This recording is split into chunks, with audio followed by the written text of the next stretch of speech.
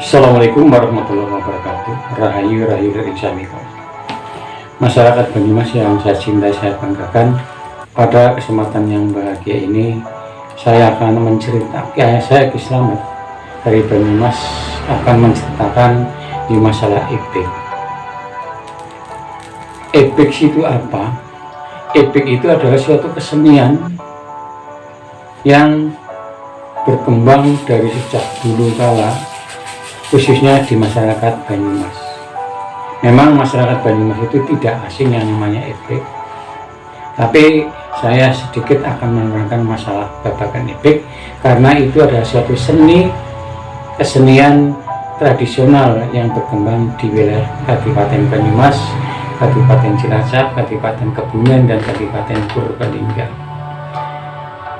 Epik itu adalah suatu kesenian tradisional, itu sudah berkembang ada 3 fase. Yang pertama adalah zaman kadewatan, fase kedua adalah pada masa perwalian, dan fase ketiga adalah masa yang sekarang ini. Nah, epik ini adalah sebenarnya tumbuh sudah berabad-abad, yaitu kurang lebih pada abad ke-9. Itu dulu adalah pencetus daripada epik ini adalah Eyang Maradiwangsa. Beliau adalah sesepuh daripada Keraton Purbarencana, itu Eyang Maradiwangsa.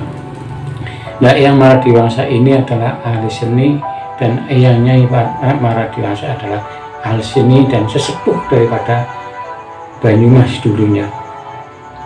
Beliau adalah orang yang sangat disegani, dan beliau adalah orang sesepuh Banyumas yang cukup mumpuni dalam ilmu kanuragan, ilmu kesantikan, dan sebagainya. Ini adalah cikal bakal daripada seni di daerah Banyumas tersebut. Epik sebenarnya adalah eling-eling babagan Ewahing Gusti. Eling-eling manusia itu supaya eling pada Maha Pencipta, yaitu Sang Mahawiku, Sang Mahawijang, itu Allah Subhanahu wa Ta'ala, atau Tuhan Yang Maha Esa, atau Sang Yang Wenang, atau dulu adalah para dewata. Itu adalah epik. Ewahing Gusti adalah manusia hidup, itu adalah ada yang ngatur, yaitu Sang Yang Wenang, atau yang ngatur manusia itu adalah Sang Pencipta yang menciptakan alam semesta. Makanya sejak dulu itu dari alam kadewatan sampai alam sekarang ini adalah epik. Nah, epik biasanya adalah kesenian yang digunakan atau dipersembahkan dalam hal-hal yang sangat penting. Diantaranya adalah dalam keselamatan, dalam orang melaksanakan, yaitu habis panen, entah itu panen perkebunan, panen sawah atau padi dan sebagainya. Ada orang yang hajatan, ada orang yang selamatan. Itu dulu untuk kebanggaan orang Banyumas itu mengadakan kesenian tradisional, yaitu epik. Makanya epik itu adalah sampai sekarang tidak membosankan, dan epik ini adalah ciri khusus daripada epik itu adalah ada unsur magicnya, karena itu adalah masih ada hubungannya dengan hubungan animisme dan dinamisme, yaitu sejak dulu sampai sekarang itu adalah ciri khas daripada epik.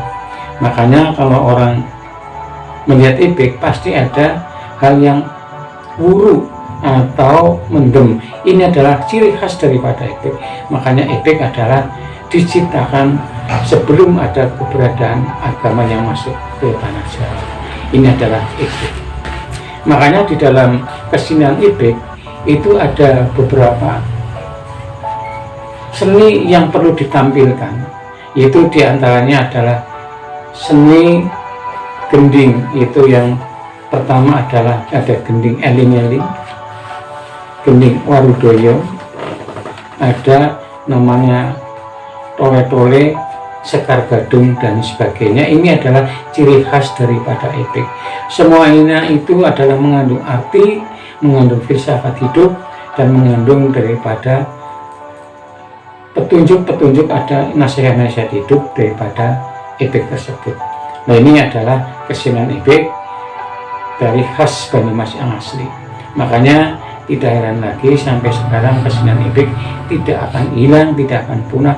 Ada itu suatu kebanggaan daripada masyarakat Banyumas adalah epik.